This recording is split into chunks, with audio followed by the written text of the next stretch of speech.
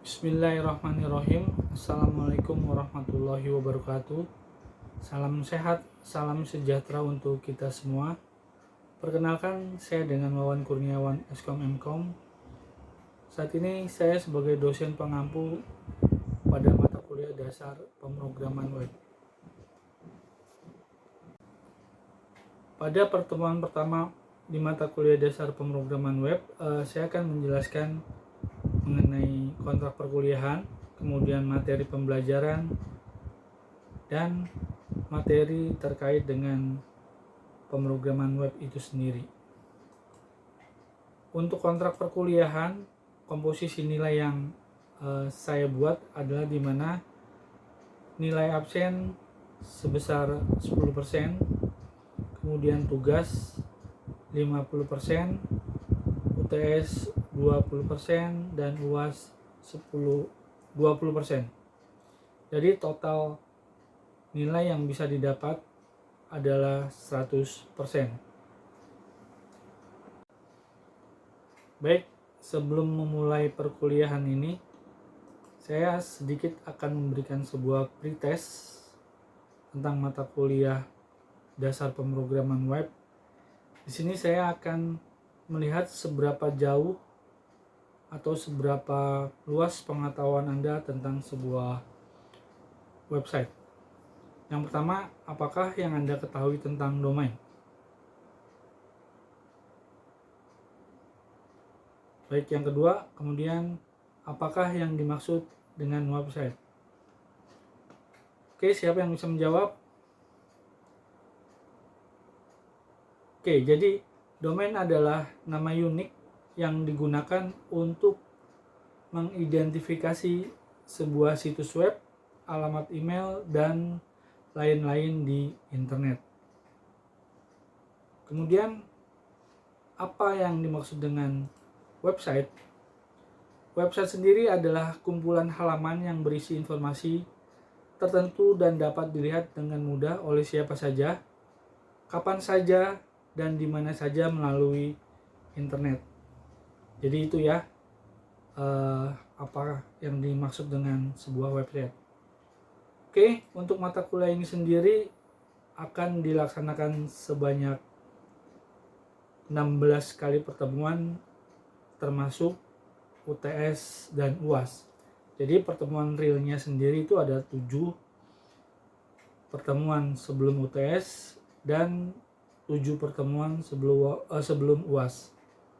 Untuk pertemuan pertama sendiri, kita akan mengenai struktur dasar dan elemen-elemen dasar dari HTML. Di sini di pertemuan pertama akan dijelaskan mengenai dasar-dasar dan elemen-elemen yang bisa kita gunakan untuk membangun sebuah website. Tapi sifatnya masih pengenalan, jadi belum masuk ke dalam materi yang mendalam. Kemudian untuk pertemuan kedua, materi yang akan dibahas mengenai struktur dasar dan elemen-elemen dasar HTML. Contohnya adalah formatting, kemudian quotation, color, kemudian ada CSS, link, image, dan favicon. Di struktur dasar elemen HTML ini, kita akan mempelajari mengenai format yang bisa kita buat di sebuah website. Kemudian ada CSS. CSS sendiri adalah sebuah teknik dasar pemrograman cascading style sheet, yang mana dengan CSS ini sebuah website menjadi lebih menarik lagi. Kemudian ada favicon. Favicon sendiri digunakan untuk membuat icon kecil yang ada di browser paling atas. Di URL itu ada favicon, jadi logo kecil yang disematkan di sebuah website. Kemudian untuk pertemuan ketiga, kita akan belajar mengenai struktur dasar dan elemen-elemen dasar HTML. Yang termasuk dalam struktur dasar elemen HTML adalah table, kemudian ada list, ada class, ada iframe, ada JavaScript, kemudian ada layout. Kemudian di pertemuan keempat masih lanjutan dari struktur dasar dan elemen-elemen HTML. Kenapa struktur dasar HTML ini sampai 4 kali atau 3 kali pertemuan? Karena memang dasar dari elemen-elemen HTML sendiri itu sangat luas dan sangat banyak. Jadi tidak cukup hanya 1 atau 2 pertemuan saja. Kemudian di pertemuan kelima kita akan belajar mengenai sebuah HTML form. Jadi form ini kita buat yang nantinya bisa dimasukkan dengan database. Jadi kita bisa integrasikan. Kemudian ada HTML input type, atribut, dan form atribut. Di pertemuan ketujuh ada studi kasus. Jadi di studi kasus ini saya minta Anda membuat sebuah web profile terhadap diri Anda sendiri, atau mungkin sebuah web profile mengenai perusahaan atau mengenai sebuah usaha di sekitar Anda. Kemudian di pertemuan ke-8 ada UTS, ujian tengah semester. Kita nanti akan melaksanakan UTS juga sebagai dasar untuk mengetahui seberapa besar pengetahuan Anda dalam menyerap materi di perkuliahan ini. Setelah UTS di pertemuan 9, kita akan mempelajari mengenai HTML grafik, kemudian ada HTML canvas, dan HTML SVG. Di sini sudah mulai kita menggunakan memperkenalkan grafik, jadi lebih ke arah animasi ya. Ini ada kanvasnya juga, jadi udah mulai menggunakan kanvas, grafik, kemudian SVG. Jadi supaya tampilan dari website itu menjadi lebih menarik lagi. Kemudian ada merancang di pertemuan 10, rancang dan membuat web profile, portofolio mahasiswa, dan hosting web. Jadi nanti di sini saya meminta Anda melakukan hosting di sebuah provider untuk tugas kalian atau tugas saudara yang sudah selesai. Ini mempunyai nilai yang cukup besar karena merupakan bagian dari tugas yang ada di kontrak perkuliahan di awal. Kemudian untuk pertemuan 11 kita diinginkan atau dimaksudkan untuk memahami dan mampu menggunakan HTML media. Kemudian di pertemuan ke-12 merancang dan membuat web profile portofolio mahasiswa, hosting, kemudian menggunakan HTML API. Berikutnya ke-14 dan 15 ini kita presentasi tugas besar yang kalian kerjakan berdasarkan kelompok yang sudah dibagi. Kemudian di pertemuan 16 ada UAS. Jadi nanti kita di akhir pertemuan ini ada UAS untuk mengetahui seberapa besar kemampuan Anda menyerap materi perkuliahan dari pertemuan 9 sampai pertemuan 15.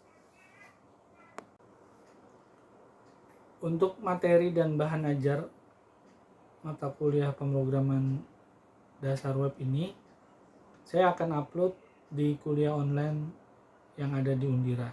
Jadi kalian tidak perlu mencari-cari saya untuk meminta modul ataupun materi terkait dengan perkuliahan mata kuliah ini. Jadi semua sudah disediakan di aplikasi kuliah online.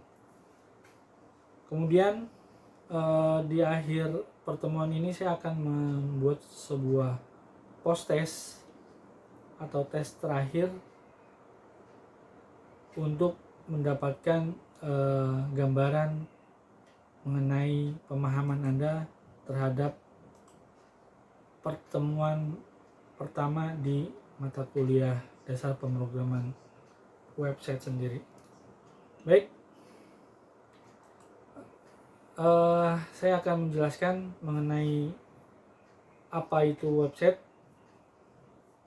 Website adalah kumpulan halaman yang berisi informasi tertentu dan dapat dilihat dengan mudah oleh siapa saja, kapan saja, dan di mana saja melalui internet. Oke, kemudian gimana cara mengaksesnya? Cara mengakses web adalah dengan menuliskan URL ke alamat website di browser.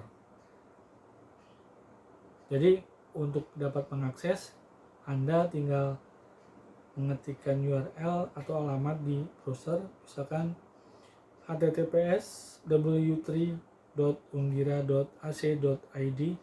Maka ketika ada akses internet, kemudian kita menuliskan alamat di browser tersebut, kemudian secara otomatis kita bisa masuk ke dalam website tersebut. Kemudian untuk sejarah website sendiri, pertama kali dibuat oleh Tim Berners-Lee pada tahun 1980. Awalnya adalah sebagai project dari World Wide Web atau W3.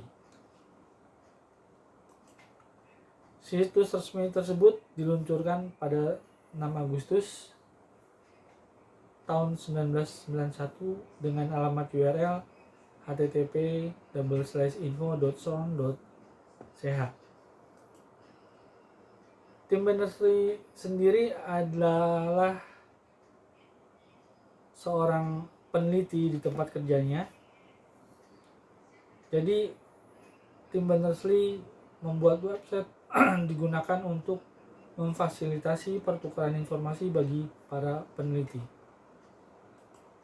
Sebelum tahun 1990, Tim Berners-Lee menulis tentang 3 teknologi dasar website. Yang pertama adalah HTML atau Hypertext Markup Language, adalah bahasa atau format markup untuk halaman web. Kemudian ada URI atau Uniform Resource Identifier, adalah alamat unik untuk membuka halaman web. URI ini digunakan mengidentifikasi sumber daya yang tersedia di web. Kemudian URI sekarang umumnya dikenal sebagai URL atau Uniform Resource Locator. HTTP atau Hypertext Transfer Protocol memungkinkan seseorang untuk mengakses sumber daya yang terhubung ke semua halaman web. Jadi teknologinya website itu adalah menggunakan protokol HTTP. Ada 5 elemen penting dalam sebuah website.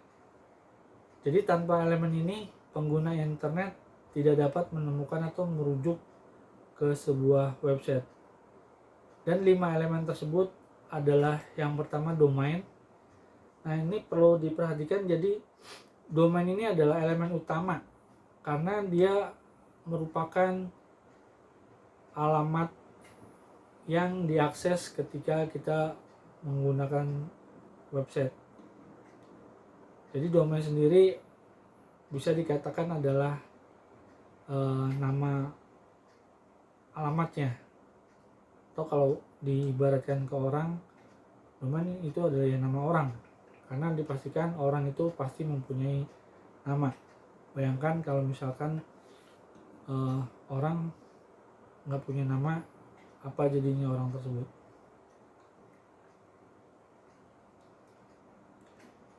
Domain adalah alamat website terdaftar dalam histori domain.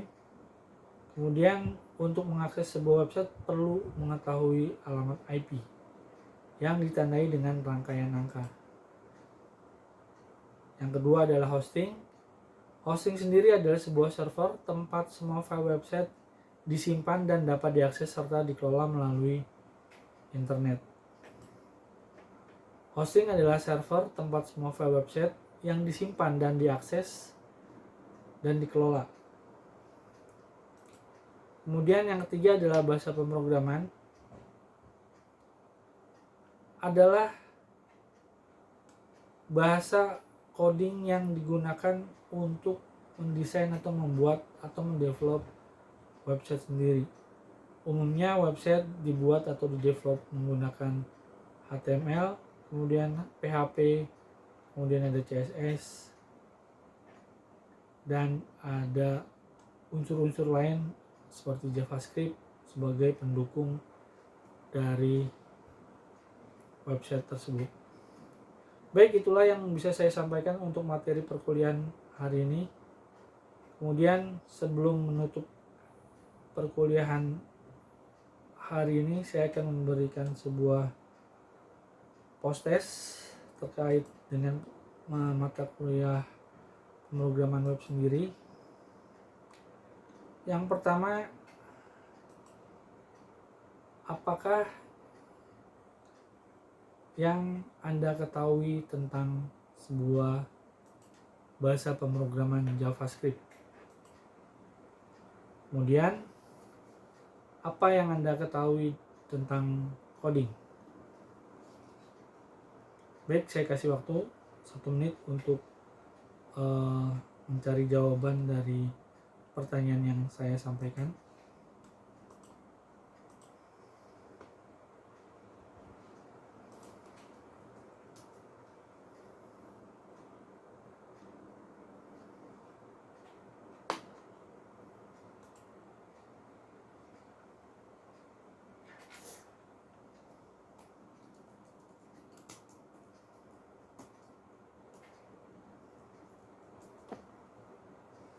Oke, jadi JavaScript adalah bahasa pemrograman yang digunakan untuk membuat halaman web menjadi lebih interaktif dan dinamis.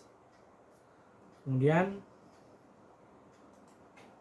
coding sendiri adalah proses penulisan kode untuk membuat halaman web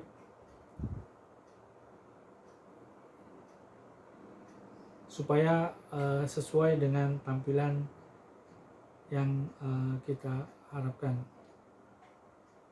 Baik, demikian yang bisa saya sampaikan untuk micro teaching hari ini. Terima kasih saya ucapkan.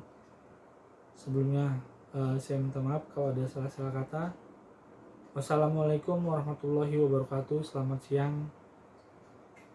Sampai jumpa di kemudian hari. Terima kasih.